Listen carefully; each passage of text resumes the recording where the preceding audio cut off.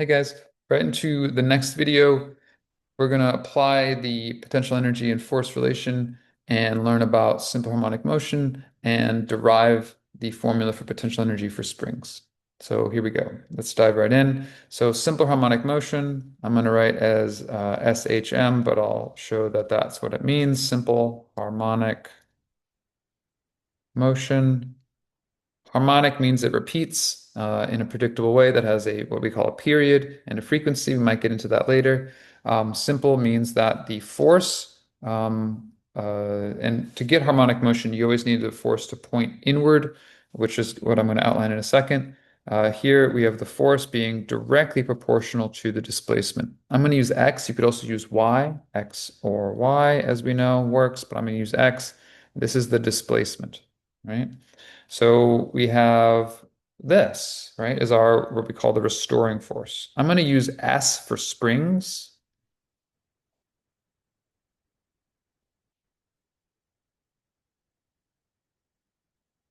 But we're going to see this can apply to many situations that are not springs. But there are situations where you have a restoring force that is exactly the same as what we call a mass on a spring. So say I have a mass on a spring of spring constant K.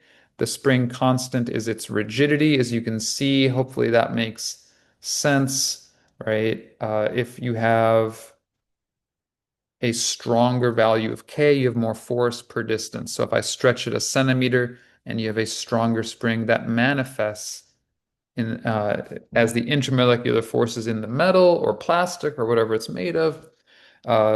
That's manifested just in this number here, right? And K has a unit of newtons per meter, as you can see. And force divided by m distance meters. So what we have is what we call equilibrium,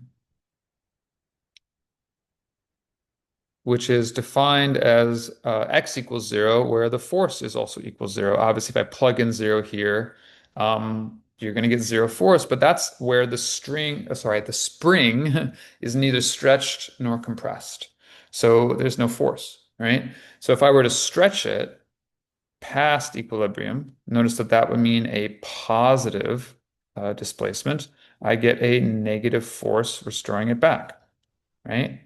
And of course, if I were to compress it, right, and squeeze it to a negative, right, x displacement, I get a positive force in the opposite direction. So that's thus this negative sign is why it's a restoring force. That negative sign is characteristic to all harmonic motion. The simple is where this is a linear, right,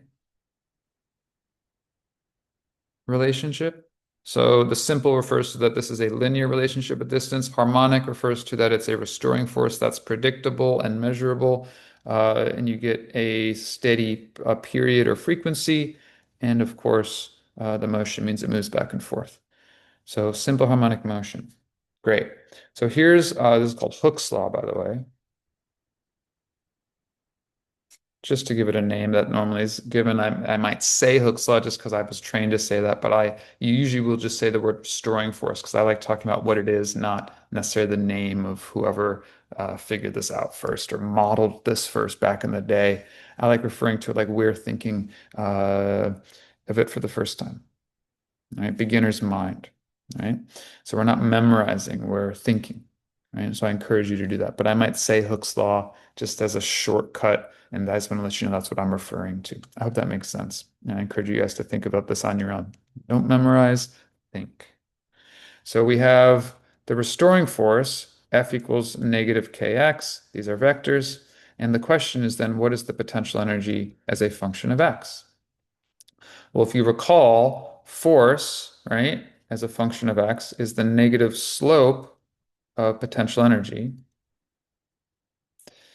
And that also means that potential energy is negative the area under the force graph, right? These are the two important concepts we're applying. So if we look at the force graph here, be careful, this is different than gravity. If you remember, in gravity, potential energy was linear, but force was constant. But here, force is linear. So it's kind of a step up, right? We have a linear force. Force is negative kx. Actually, sorry, it's a negative slope. I was going to say, what did I do wrong? It looks like this. And it goes through the origin. Let me be a little more careful here. Like that. And the slope is k, but the slope isn't potential energy, so be careful. The slope of potential energy is force. The slope of force is just the constant, spring constant, right? I feel like I could do this way better. Ready? Here we go. Root me on. Oh, I missed again. Oh, I got it. Close enough. Close enough. Close enough. I don't know why that's so tricky. So, what is the area under this graph? Well, it's kind of this, right? Right? So the area here is negative because it's below the graph. So negative the area will be positive. That's kind of cool. So what I need is here's delta x. That's easy, which is just x because if I'm starting as x initial equals 0 or x, we'll call x final equals 0. And x initial we'll call some amplitude a. I should have mentioned that before. Sorry, let me set this up in the diagram because we always want to correlate the diagram to the graph. So let's say I start at some initial x equals a, and maybe my x final equals 0. I just want to know what happens from a to 0. So what does that look like? That means I stretched, oops, sorry, I was drawing a graph. I meant to draw the spring itself. Correlate to the diagram. This is the graph. This is the diagram. I want to correlate the graph to the diagram. So sometimes I'll put them vertically on top of each other, but here I'll just put them next to each other like this, where here's x equals 0, and here's x equals a, and the block is here, and here's the wall, and it's stretched to there. So I have a negative force, and indeed I have a negative force here. Great. And I have a positive value of a, I have a positive value of a, so it all corresponds. And if it went to negative a, which we're going to be able to prove that it goes from A to negative A without friction, right? We're going to ignore friction, right? Then it would go from A all the way to negative A, and we would have the equal positive force here, right? Sorry, I'm squeezing that in the corner. I think that's why I'm having trouble, right? But you get that. It's a linear force from x equals positive a to 0 to negative a. But I just want to go from a to 0 and see what happens. And then I can solve for my potential energy because I'm going to set my potential energy final equal to 0 at 0. I want my potential energy of 0 to equal 0. This is my boundary condition. And my potential energy initial is going to be my question mark. And my x initial is going to be positive a. So these are my boundary conditions. And I'm going to plug these, right, into these. So let's do that. Let's get a new page and let's do that. Feel free to pause or go back to look at those diagrams to correlate the diagram with the graph. But there's the graph of force correlating to the diagram. Now we're going to solve for, or I would say even derive,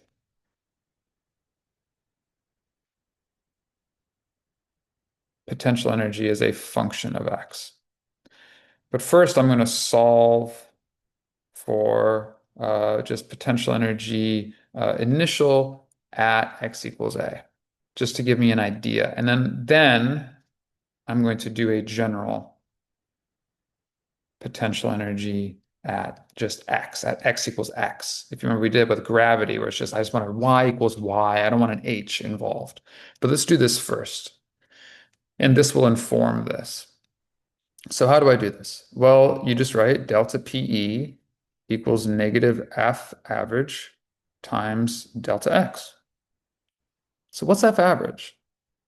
Well, F average, if you remember, at X naught, F equals negative KA, and at X final, F equals 0. And it's linear. Because it's linear, I can just say F average is the first plus the last divided by 2. Which means my F average is going to be negative 1/2 KA. It's just this force divided by 2. Now be careful, my delta x goes from A to 0. So this is x final, which is 0 minus x initial, which is A. And this is PE final, which is 0 minus PE initial, which is what I'm solving for. Great. Let's rewrite this. We're gonna do this on the next slide so I can put my work over here. So I'm just using this equation and I'm plugging it in, plug and chug. So I have 0 minus PE initial equals negative F average.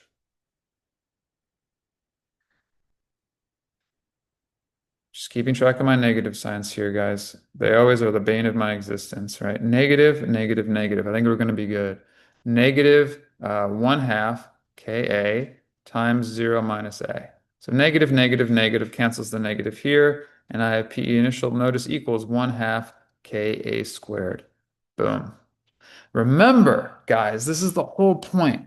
Potential energy is force times distance conceptually, technically negative, right? So the force is, right, half the initial force because it goes from Ka to 0, and we just multiply that again times A, and we get 1 half Ka squared, obviously minding our negative signs, but this should make tons of sense that we have a positive potential energy going to 0, and we have 1 half Ka squared. Great. Again, pause it if you need to. That's it. But let's now redo this for a general x. So for a general x, let's just draw our diagram. And some general x, right? I have some force equals negative kx, right? So my average force from that to 0 is going to be 1 half negative kx. Boom. Because my x final is 0, my potential energy final is 0. What I'm doing is replacing potential energy initial with just some general potential energy. This replaces, and we did this also for gravity. It took me a second to realize that's what I was doing. I should have been more clear, but now I am, right? Sometimes it takes me a minute to warm up. Replaces potential energy initial because I know my final I want to be 0. Now, this was a choice to make my life easy, right?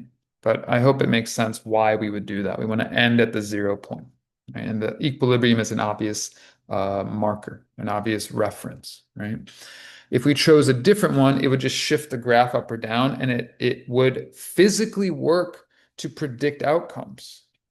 But it might not make as much intuitive sense in terms of it. Mathematically, it would be equivalent. So I like this choice. It intuitively makes sense, right? So I have some mass, boom, force. There's my general x. It could be moving, it could not be moving, it could have flown from over here, it could have started over here. The point is it's some general x going to 0, right? Even it could be going away from 0, it doesn't matter, right? So it's like the roller coaster problem. It doesn't matter where you start. It just matters the difference between where you start and where you end. It doesn't matter what happens in between. There's a conservative force, right? So F average equals negative half kx. And obviously the displacement, delta x, is going to be final, which is 0, minus x initial, which is negative x. So we have potential energy as a function of x equaling negative 1 half kx, which is the average force, times delta x, which is negative x. So, oh, sorry, I forgot. This is my initial. I was like, wait, what happened? 0 minus potential energy of x, because this is delta PE in the formula. Took me a second. Negative, negative, negative. Negatives are but if you keep track of them, they're your best friends, right? Trust me. So we have potential energy of x, because this is delta PE and this is PE final, which I was just talking about. It's hilarious. I was just talking about that, right? So it's all connecting. Take a moment and we get potential energy equals 1 half kx squared, which that seems like a lot to think about, but if you follow each step, it's rigorous.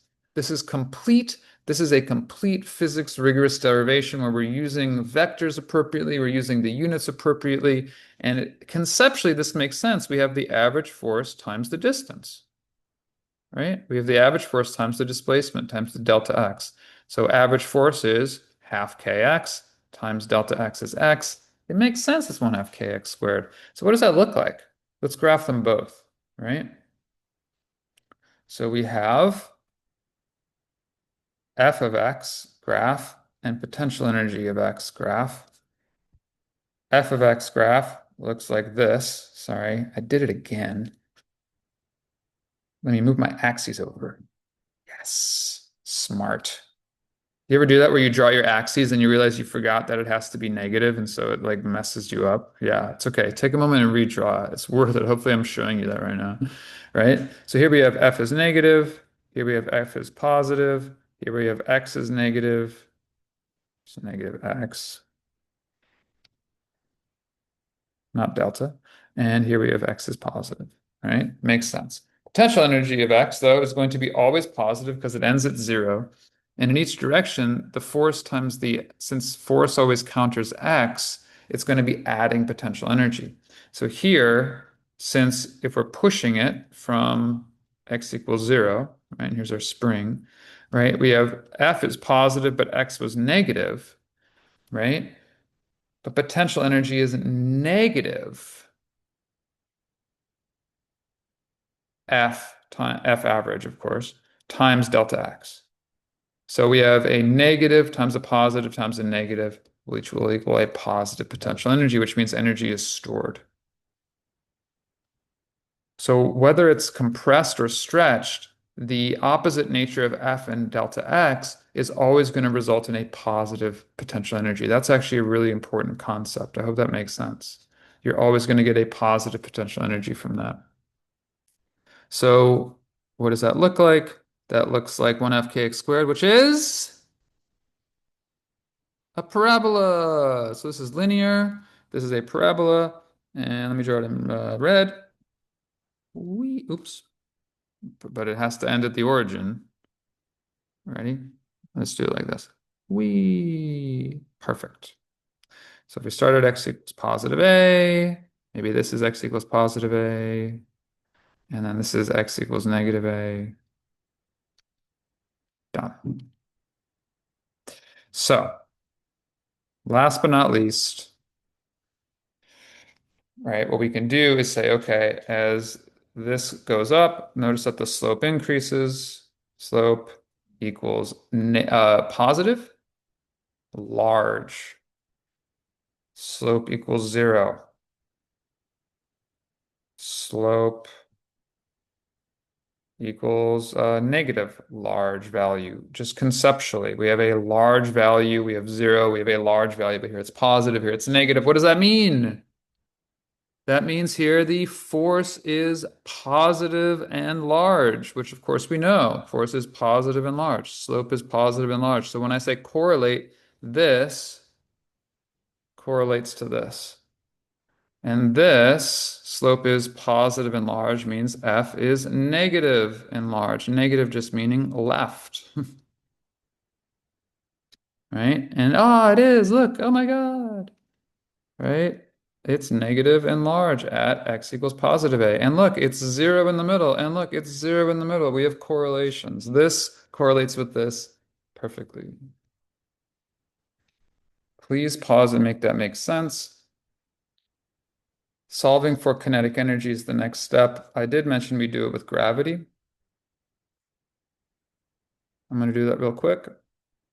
With gravity, all we need to do is now plug this into the conservation of energy formula,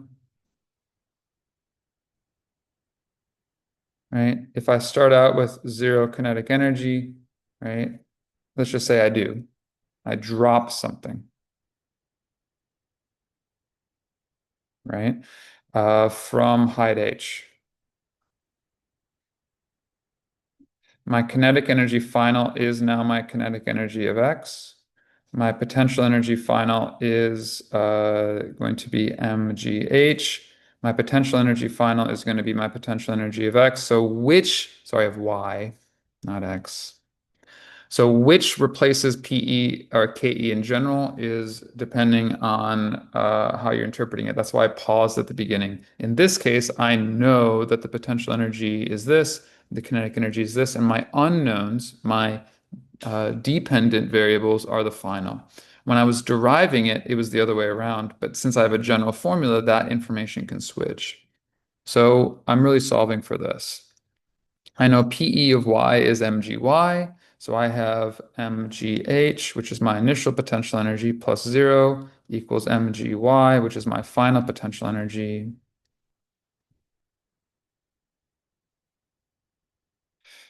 plus 1 half mv squared. But I don't want to solve for v right now.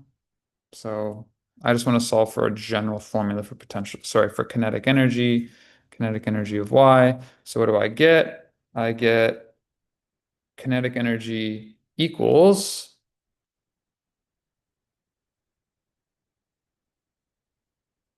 mgh minus mgy, which I would factor out the mg, h minus y. Boom. And notice how when you graph it, you can graph potential energy and kinetic energy on the same graph. Potential energy maybe in this color, let's give it like a red. Potential energy in red. Kinetic energy we'll do in black. So potential energy is going to be what? Well, it was mgy, it looked like that. Kinetic energy, notice, is going to do the exact opposite. When potential energy goes up, kinetic energy goes down. So notice that kinetic energy is 0, right, at y equals h. So kinetic energy is 0 at this point here. And the kinetic energy actually increases going this way, right? Ke increases, here Pe decreases. And in terms of like our initial position, this is our initial, right? Y initial here. And this is our final, Y final here. So time is going right to left because there's no time axis here. It's just time is moving here to here. Kinetic energy increases, potential energy decreases. Great. We can also apply that to springs. So for our springs,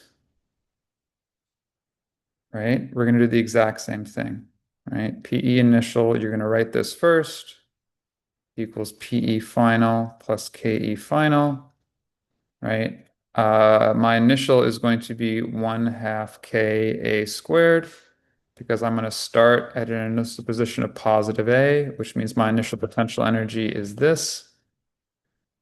My kinetic energy initial is 0 because I want it to just be stretched and I let go. And my potential energy final is 1 half kx squared, and my kinetic energy final is my unknown.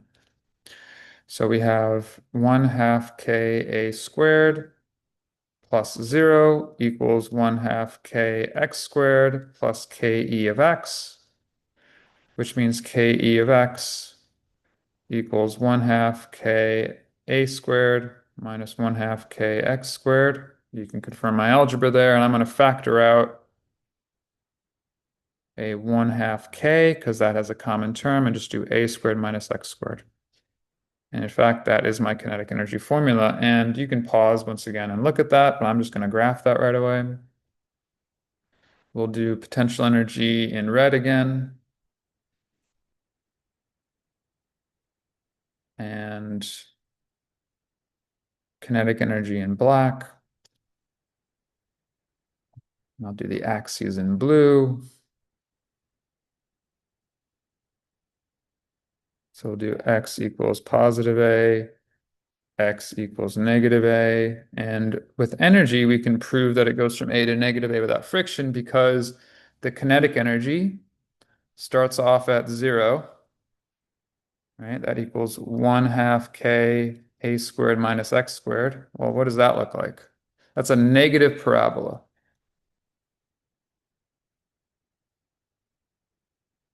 Lifted up by 1 half ka squared. Perhaps I shouldn't have left it, shouldn't have factored it. I should leave it like this. Almost doesn't matter. But either way, it's lifted up by this amount. So 1/2 k a squared is this, and it goes like this. It's a negative parabola that goes like this. So my initial kinetic energy is 0, but here I also have a kinetic energy equals 0. Here I have a maximum kinetic energy, which makes sense. If we correlate this to the diagram, if my block is going back and forth, here its velocity is 0, here its velocity is maximum, and it's moving this way. Here it's stopped again because the force stops it. So I'll just say the velocity is there is 0. All right, here's my thing. Here's my, all right, it's going from A to 0 to negative A in terms of X. And we have 0 kinetic energy, max 0. And here the force is positive, so it's stopping at the velocity was negative, and it's decreasing, and then it's increasing, and then it's decreasing forever, right? As we keep going and going and going back and forth, the kinetic energy looks like this, and the potential energy we've already graphed, right? Goes from 1/2 k a squared over here, and this obviously must correlate to this because all of this potential energy gets converted into kinetic energy, and that gets converted back to potential energy. So that line of E total is constant. So now we're correlating the force diagram, where the force is increasing the energy, kinetic energy, decreasing the kinetic energy, but then on the way back, it's increasing the kinetic energy and then decreasing the kinetic energy. So maybe I'll put red on the way back and black on the way there. So we have an acceleration to the left, speeding up, because that's speeding up. We then have a slowing down, but then on the way back, we have a speeding up and a slowing down. So speeding up, slowing down, speeding up, slowing down. So faster, slower, faster, slower. Boom. Done. Now that's analysis. I don't know. Pause that. I hope that made sense. I hope my scribbles are legible. Wow. We just did it. That was a lot at once, but that's kind of what we want to be doing, right? Notice how that general formula of potential energy and force allows us to connect it for gravity, allows us to map it now for simple harmonic motion, for a spring going back and forth.